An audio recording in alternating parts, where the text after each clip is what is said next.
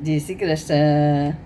સૌથી પહેલાં તો આપણી ભારતીય ક્રિકેટ વુમન્સ ટીમને ખૂબ ખૂબ ખૂબ અભિનંદન અને ખૂબ ખૂબ આભાર કે એમને અમને વર્લ્ડ કપ લાવીને ગર્વ અનુભવ્યો, ગર્વ અનુભવ કરાવ્યો, એટલે એમનો ખૂબ ખૂબ આભાર. બીજું, ટીમ શું કામ જીતી? એકી હતી. એ લોકોમાં ખૂબ જ એકી હતી. હારતા હતા પણ કોઈનો દોસ્તનો ટોપલો કોઈ ઉપર નહોતા નાખતા. હા, બધા ભેગા થતા હતા કે આપણે ક્યાં ભૂલ થઈ ત્યાં પાછી આપણે સુધારીએ. એ એકી હતી. આપણે શું કરીએ ખબર છે? જ્યારે પણ કાંઈ થાય એટલે કે આપણામાં એકી નથી, આપણામાં એકી નથી. પણ ક્યાંથી હોય? એક જ જણ એફર્ટ નાખવાથી એકી ન થાય. બધાએ એફર્ટ નાખો તો એકી થાય.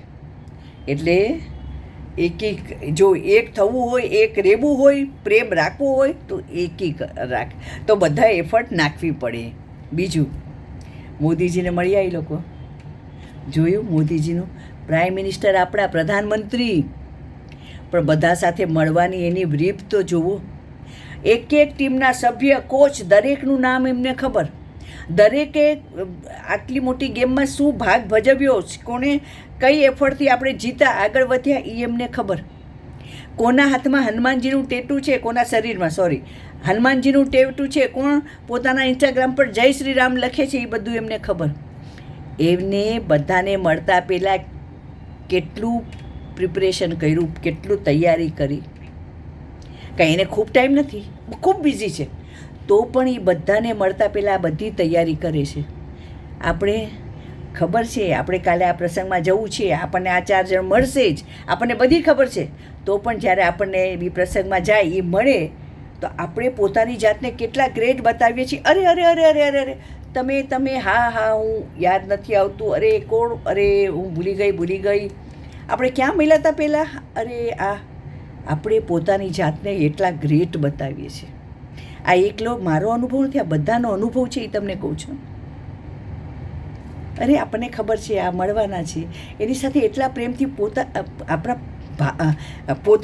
એને પોતાના કરો ને, આપણે એના થાય ને, કાંઈક તો કરીએ આપણે.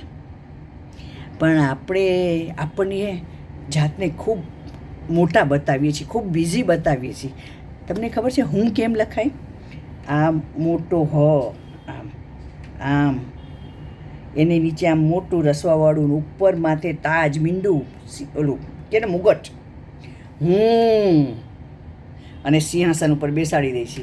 એ હું લખીએ તો તમે જોજો, એ સિંહાસન ઉપર જ બેઠો છે એવું છે. અને એવું આપણને એવો ભાવ થાય છે. હું કાઢી નાખો, જો એ સિંહાસનનો ભાવ જ નહીં આવે આપણને. આપણે કોણ? આ બધા બધે જે જ્યાં પહોંચ્યા છે ને, એની સામે આપણે તો ઝીરો છીએ, ઝીરો. તોય આપણને હું પણ જાતું નથી. અને મોદીજીને જુઓ, આટલા મોટા પ્રાઇમ મિનિસ્ટર, તોય કેટલો બધી તૈયારી કરીને જાય છે. એને કંઈ ટાઈમ નથી એની પાસે, તો પણ બધું તૈયારી કરીને જ જાય છે.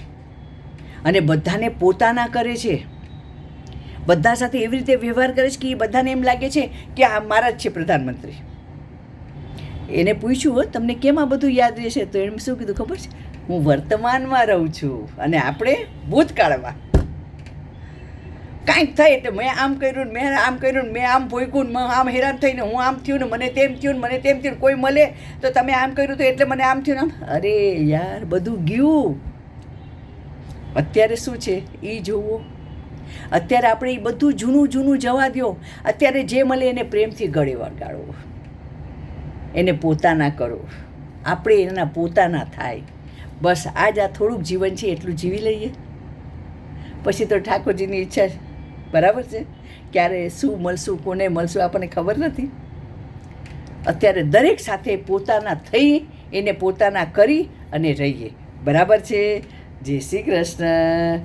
કીપ સ્માઇલિંગ, બી હેપી, હસતા રહો, ખુશ રહો. આ મોટા જે ઊંચે પહોંચ્યા હોય ને, એની પાસે થોડુંક તો શીખીએ. રિયલમાં આપણે તો કાંઈ નથી, ઝીરો છે, ઝીરો. જય શ્રી કૃષ્ણ.